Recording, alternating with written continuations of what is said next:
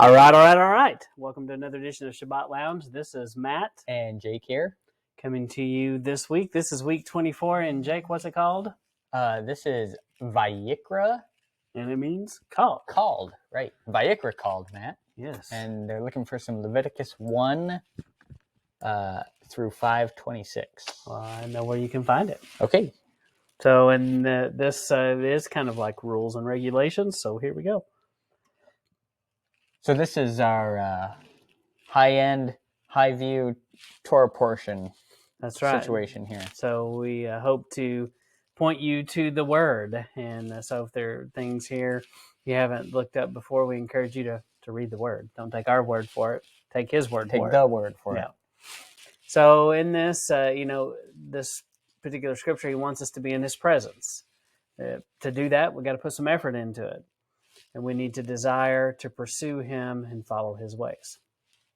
Yeah, I think this is going to go into a bunch of different sacrificial commands and stuff like that. And so do you think there was a lot of effort that went into preparing and offering these things? It was a lot of work, a lot of physical work. It was hard, sweaty, bloody. It was tough work. Yeah. So, and it was a commitment on everyone's part to remember what to do, and then that always strikes me as how much there would be to remember, how much kind of responsibility was on there. Yeah, you almost need, like the way the quarterbacks have this sleeve that they wear on their arm sometimes with all these play calls. And right. Like, oh, okay, this happened. Okay, that's a sin offering. And I got to do this. And I can use this and this. Okay, got it. So they would have loved to have had that. Yeah. I'm sure that if they came back today, they would look at that and go, oh, that's genius. Why didn't we do that? Yeah. Why didn't we write on some rocks, all that and wear it on our wrist? So you hear through this section, you're going to, in the next few weeks, through Leviticus, you hear us talk a lot about burning up our thoughts, burning up your heart, your emotion, transferring. And so, and then also had transferring the sin, like sharing burdens. In 1 Timothy 5:22, it talks about sharing one another's burdens. So, Jake, you have any thoughts about that? Yeah, it's, everyone's kind of involved in that those offerings and stuff. I mean, the whole congregation, the whole church, the whole assembly is involved in, knowing what they would have to bring an offering for, even because, I mean, the priest can't be everywhere at once. And it was kind of incumbent upon you, once you realized certain things, like in the case of a sin offering, once you realize, then it's up to you to bring an offering. Yeah. That kind of thing. So everyone had to kind of be on the same page and help each other out with, doing it the right way. Yeah. Yeah. And I'm sure that, people did ask, hey, what do you do here? They had to. And which kind of, the priests got asked that a lot. Yeah. That kind of goes into, and I know this isn't really the topic for today, but it's something we talk about a lot on this channel, is the whole idea of, the law being they had to keep it, or brought about cursing, right? So were they allowed to mess up? Sure. Yes, because everyone did mess up. Everyone does mess up, right? No one was sinless, so everyone did have, stumble in this walk. But were they cursed for the stumbles? No, that's not the point, right? The point is, don't rebel. Yeah. So I just think that's important to throw in there too. Oh, for sure. And the types of sacrifice. So, one of the types is a burnt offering. Typically, the burnt offering, the grain offering, and the peace offering were considered voluntary.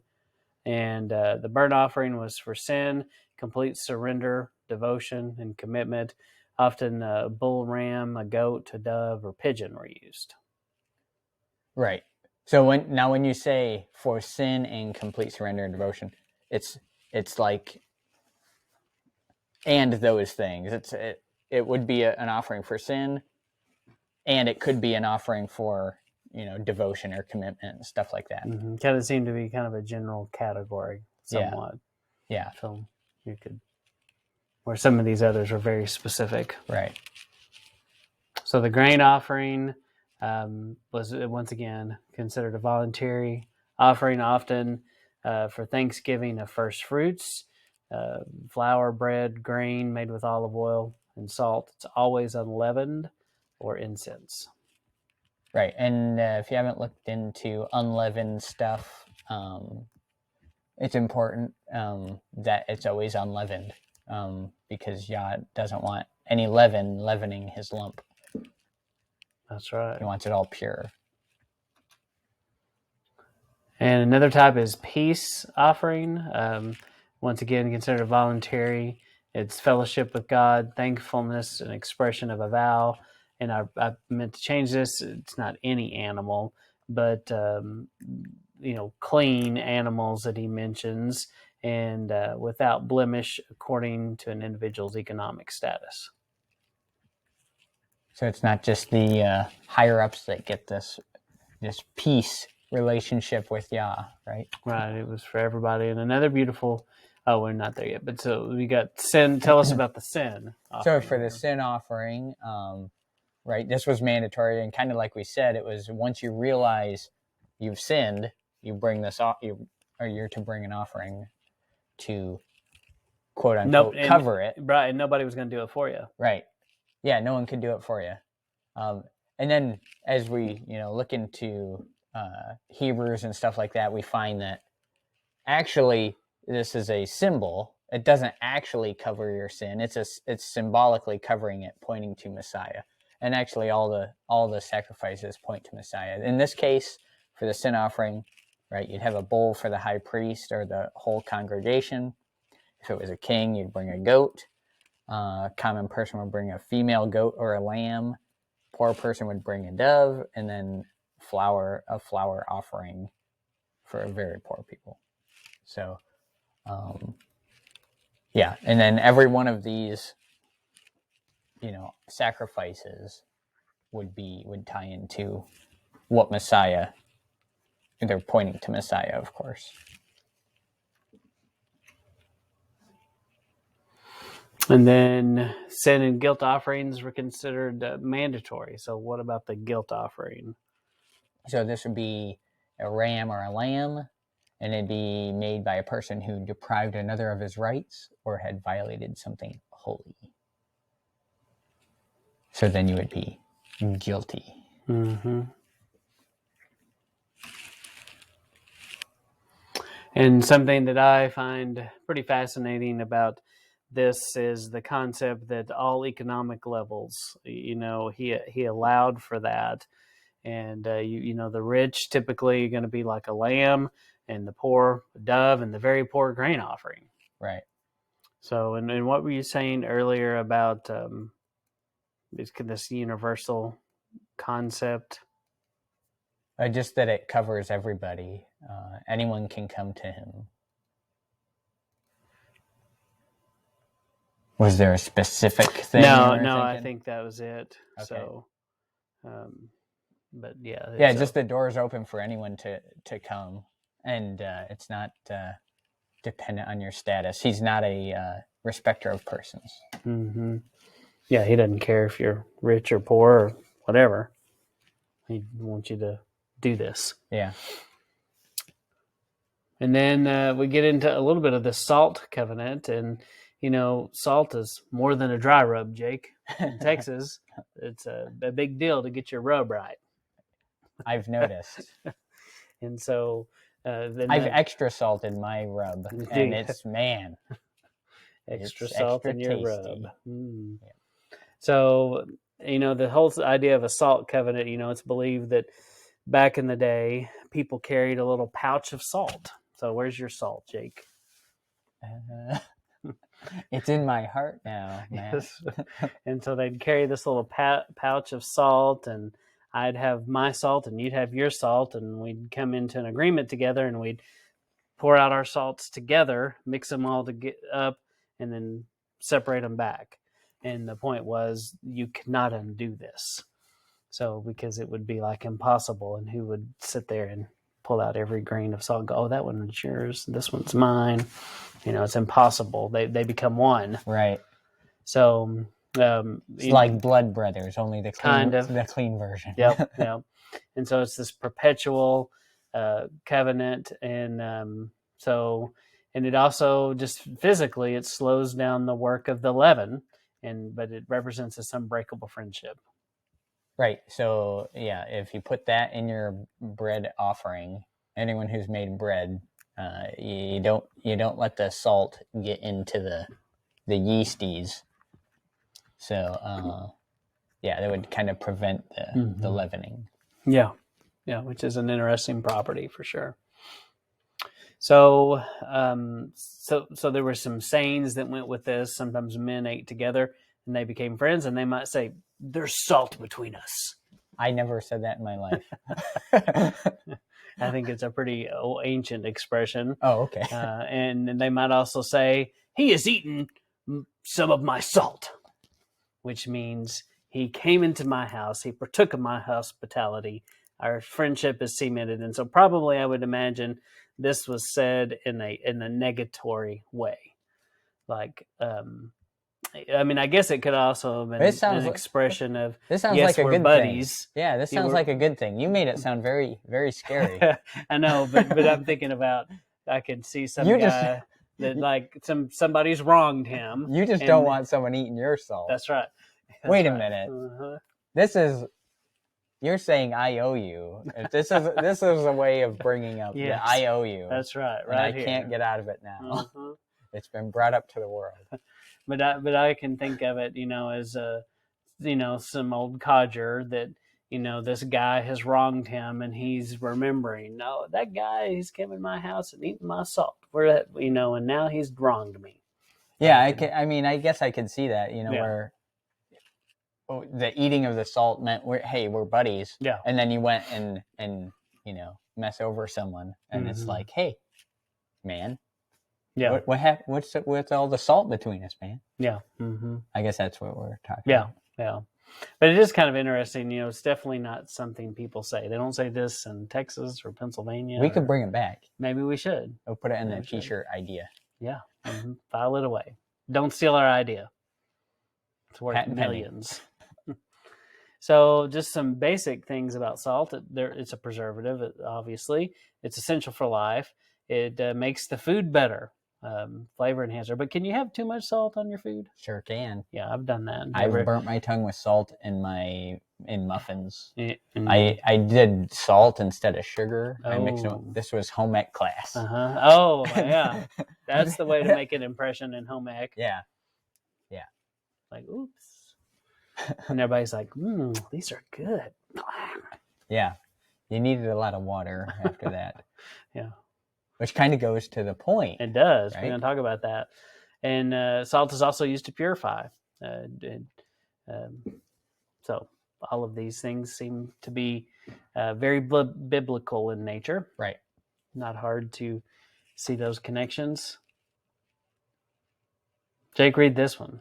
Salt doesn't change. Dissolve it, evaporate it, it all stays the same. So yeah, it's going to maintain its salinity. Well, I used to do an experiment when I taught this, and I would take salt water and I would talk to the kids, and we would find the mass of the salt, and we'd find the mass of the water, and then we put it together, and I would ask them, if the salt was going to stay the same, and after we boiled it and evaporated it, and and they would sometimes go, there would be less salt, there'd be more salt. So you made a still in the classroom. Yes. And so, it was always fascinating to see kids kind of waking up to this principle for the first time, and they're always amazed that there was so much salt, because it seemed to disappear in the clear water, but then it came back. Yeah. But anyway. Yeah, it's almost like a resurrection of sorts. Yes, kind of. Mm-hmm. So also aids in the fertility of soil. Now, don't tell my old neighbor, but it also will kill their absolutely. roses. Mm-hmm. We won't tell your neighbor. Yeah. aids in fertility of soil. The soil, modern fertilizers, are salt. So there you have it. Mm-hmm.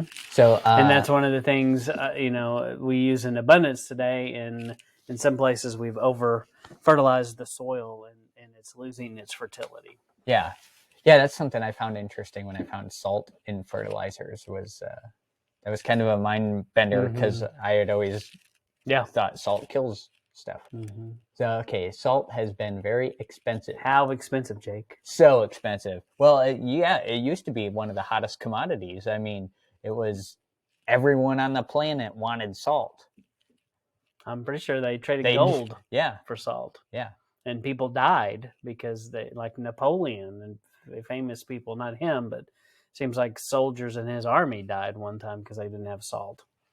Well, it's also necessary for life. So, sodium needed to help neurons fire. So if you have a sodium imbalance, your brain may not work quite right. Maybe that's what's wrong with us. Maybe so.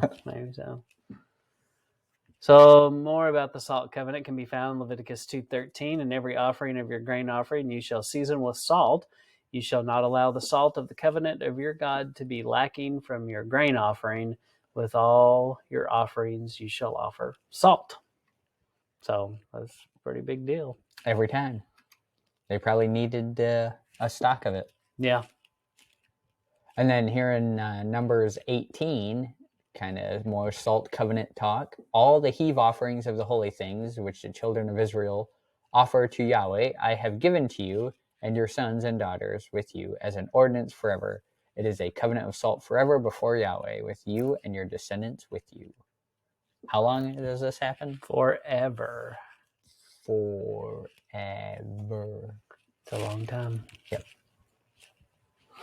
And then 2 Chronicles 13:5 said, should you not know that the Lord God of Israel gave the dominion over Israel to David forever, to him and his sons by covenant of salt? So does that, now, sometimes you'll hear forever doesn't really mean forever. It just means for that dispensation or for that time frame. So does David have dominion forever? The line of David and Yeshua. That's right. Yes. That's right. Mm-hmm. It's forever. Yeah. Do you believe so? Oh, I meant to mute this, Jake. Well, I mean, sometimes you got to hear how the salt is made, man. I guess so. This is how the salt is made. So what does it mean to be the salt of the earth? Consuming salt makes you thirsty for the living waters, for one thing. Right. So, and then what's the living waters, Matt? The living water would be Yeshua when he says, I am the living water. Right. Wasn't a trick question. And you won't get thirsty if you drink this water, he said. Right. So the salt of the earth, a couple things. I mean, we kind of touched on what it means to be salty, what salt is and stuff. It's, be a commodity, right? Be something that makes people thirsty for more. Be in demand. Be in demand. Be something that is flavorful, be someone to be sought after. Mm-hmm. Yeah, that's good. So it means several things, but be salty. Be a salty person. Be salty. And that's bringing us to the end of week 24. Vayiqra. Leviticus 1:5-26. So, Jake, any other final thoughts on this? No, just a lot of things there. And why don't you see how Messiah falls into the different offerings and sacrifices? Mm-hmm. Some are pretty obvious. The sin offering is pretty obvious. But look into that and see kind of how it applies to each one of those. And I think we're going to do a podcast eventually where we kind of go into that in a little bit more detail. Yeah, we talked about that. Mm-hmm. So yeah, that's good. Even like the wave offering, the grain offering, and so a lot of people say he was the first fruits offering when he rose.